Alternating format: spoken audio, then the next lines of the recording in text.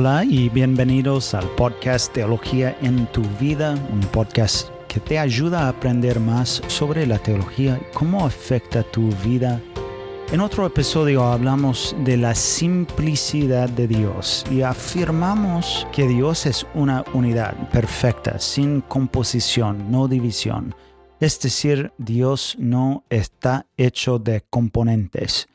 Pero ¿nos impide esto hablar de los atributos de Dios individualmente?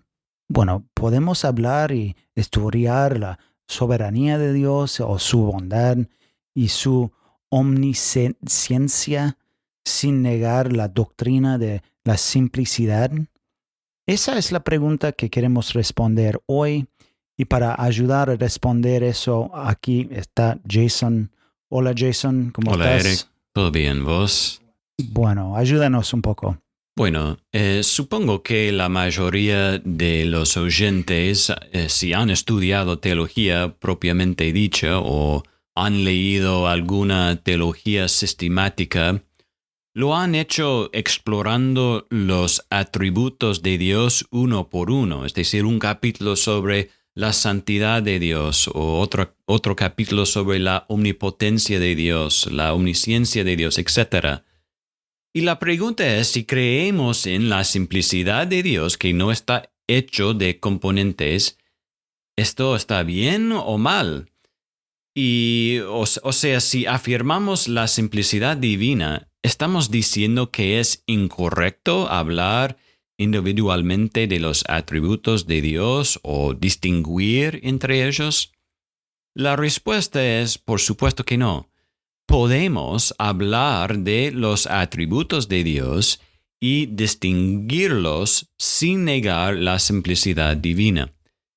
El puritano George Swinnock tiene una cita que nos ayuda mucho a entender eso y me encanta la imagen que él pinta con esta frase. Él dice, los atributos de Dios son todos uno y son iguales.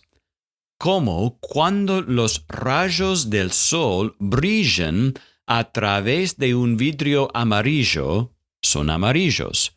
Un vidrio verde, son verdes. Un vidrio rojo, son rojos. Y sin embargo, todo el tiempo los rayos son lo mismo. En otras palabras, estudiar los atributos de Dios nos ayuda a comprender a este Dios simple y cómo es este Dios. Al considerar cada atributo, vemos al mismo Dios simple, pero lo vemos de una manera diferente. Otra ilustración que usó Herman Bavinck, el gran teólogo holandés, él dice que así como un niño no puede imaginarse el valor de una moneda de gran valor, sino que solo adquiere cierto sentido de ella cuando se cuenta en varias monedas más pequeñas. Así tampoco nosotros podemos formarnos una imagen de la infinita plenitud de la esencia de Dios, a menos que se nos muestra ahora en una relación, luego en otra, y ahora desde una perspectiva, luego desde otra. Entonces, el estudio de los atributos de Dios nos ayuda a comenzar a comprender la naturaleza incomprensible de Dios. Usamos realmente el estudio de los atributos para intentar describir o entender lo indescriptible. Tenemos que darnos cuenta, Eric, que nosotros somos finitos y no podemos comprender completamente a un Dios infinito. Así que cada atributo nos ayuda a entender otro aspecto más de la esencia única e indivisa de Dios. Entonces podemos estudiar los atributos de Dios sin negar la simplicidad divina. La verdad es que estamos intentando describir algo que no tiene composición, pero como criatura finita solo podemos hacerlo utilizando objetos compuestos en el mundo físico para representar de alguna manera al que es incomprensible. Entonces, estudiamos los atributos de Dios porque queremos conocer a nuestro Dios para poder adorarlo correctamente. Pero también hay un aspecto muy práctico, Eric, en el estudio de los atributos de Dios. Si sos un pastor o un creyente que alguna vez le has dado consejería pastoral a alguien, sabes que a veces lo que la gente necesita es que se le recuerde que Dios es amor, por ejemplo. Otras veces necesitan que se les recuerde que Dios es bueno. Otras veces que Dios es justo y que ninguna injusticia escapará a su juicio. Estamos hablando del mismo Dios, pero destacamos otro aspecto, otro atributo de su única esencia para ayudar a sanar un alma herida. Qué bueno, eso es muy importante. Sí. Y Eric, como ejemplo, podemos ver esto en la vida de William Carey, ¿no? Quien a veces necesitaba reflexionar sobre la bondad soberana de Dios. Él sabía que a pesar de las peores circunstancias, se aferraba a la verdad de que Dios es bueno. Él escribió en un momento: cuando yo dejé Inglaterra, mi esperanza de la conversión de la India era muy fuerte. Pero entre tantos obstáculos moriría a menos que Dios lo sostuviera.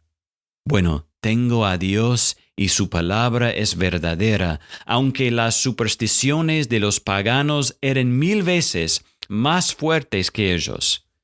El ejemplo de los europeos era 1000 veces peor. Aunque yo fui abandonado por todos y perseguido por todos, sin embargo, mi fe fija en esa palabra segura superaría todos los obstáculos y superaría todas las pruebas. La causa de Dios triunfará. Hermanos, no era como si William Carey rechazara otros atributos de Dios o pensara que Dios era más bondad que otras cosas, sino simplemente que en este momento tan difícil de su vida, el rayo del sol de la única esencia de Dios necesitaba brillar a través del vidrio de su bondad sobre la vida de Carey. Entonces sí, hermanos, podemos hablar de los atributos de Dios.